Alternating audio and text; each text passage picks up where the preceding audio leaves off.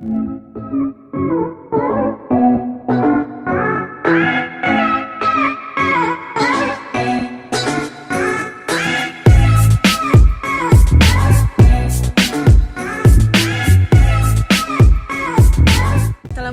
warahmatullahi wabarakatuh. Kami dari kelompok 3 akan mempresentasikan materi kami yang berjudul Penulisan Laporan Bisnis dan Komunikasi Antar Budaya. Pengertian laporan bisnis menurut Herta Amurti, laporan bisnis merupakan suatu laporan yang memiliki sifat netral, tidak memihak, memiliki tujuan yang jelas, dan berisi rencana penyajian fakta kepada seseorang atau lebih untuk kebutuhan bisnis tertentu. Menurut Himstreet dan Betty, laporan bisnis merupakan suatu pesan objektif yang disusun secara teratur dan digunakan untuk menyampaikan informasi dari suatu bagian organisasional atau dari suatu institusi atau lembaga ke lembaga lain untuk membantu pengambilan keputusan pemecahan masalah.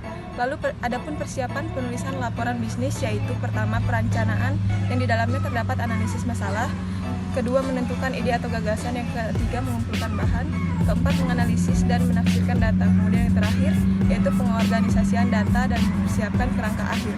Bagian pokok laporan bisnis yaitu yang pertama pendahuluan. Pendahuluan terdiri dari pemberi kuasa, layout atau rencana presentasi, masalah, maksud penelitian, ruang lingkup, metodologi, sumber-sumber primer atau sekunder, latar belakang, definisi istilah, keterbatasan dengan rekomendasi. Kedua yaitu teks, membahas dan mengembangkan hal-hal penting secara rinci. Penulisan laporan bisnis yang baik harus mencangkup temuan fakta yang penting dan relevan. Yang ketiga yaitu penutup. Bagian penutup berfungsi untuk merangkum laporan secara menyeluruh, mengambil kesimpulan atau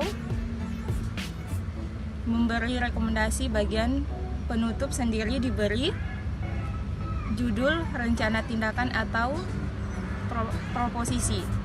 Akhir kesimpulan, dalam menjalankan bisnis ada banyak bentuk komunikasi yang kita lakukan dan salah satunya adalah penggunaan laporan, baik dalam bentuk laporan bisnis, laporan singkat, atau laporan formal.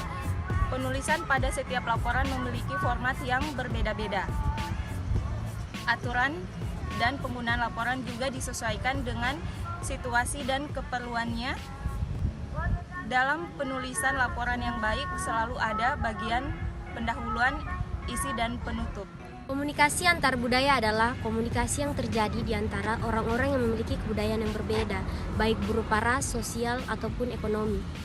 Tujuan komunikasi antar budaya yang pertama, memahami bagaimana perbedaan latar belakang sosial budaya mempengaruhi praktik komunikasi.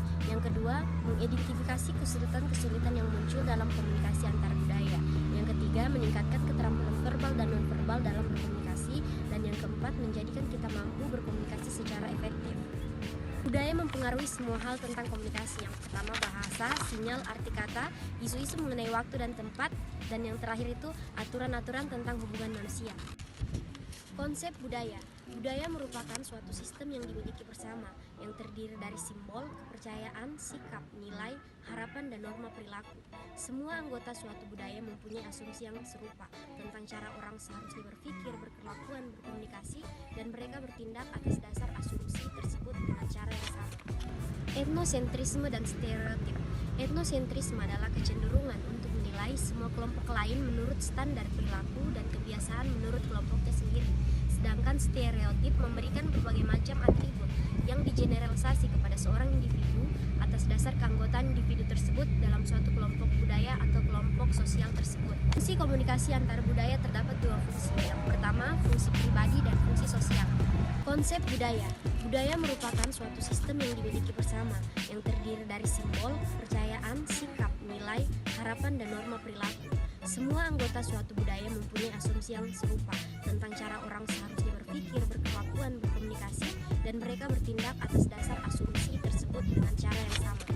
Etnosentrisme adalah kecenderungan untuk menilai semua kelompok lain menurut standar perilaku dan kebiasaan menurut kelompoknya sendiri.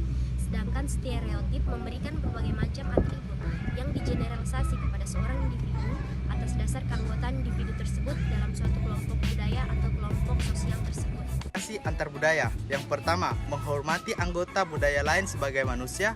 Yang kedua, menghormati budaya lain sebagai mana apa adanya dan bukan sebagaimana yang kita kehendaki. Yang ketiga, menghormati hak anggota budaya yang lain. Yang keempat, komunikator lintas budaya yang kompeten harus belajar menyangka hidup bersama orang. Aktifan komunikasi antar budaya. Yang pertama, menghormati anggota budaya lain sebagai manusia. Yang kedua, menghormati budaya lain sebagai apa adanya. Yang ketiga, menghormati hak anggota budaya yang lain.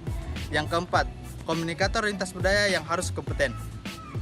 Kesimpulan, setiap orang dari kita adalah unik. Artinya sekalipun dibesarkan dalam lingkungan budaya yang sama, belum tentu setiap orang dalam kelompok tersebut itu akan persis sama dalam berpikir dan berperilaku. Karena akan ada sub-sub kultur yang lebih spesifik yang sangat berpengaruh terhadap perilakunya dalam berkomunikasi. Itulah tadi hasil dari presentasi kelompok kami. Lebih dan kurangnya mohon dimaafkan. Wassalamualaikum warahmatullahi wabarakatuh. Jangan dulu, jangan. Mati kamu.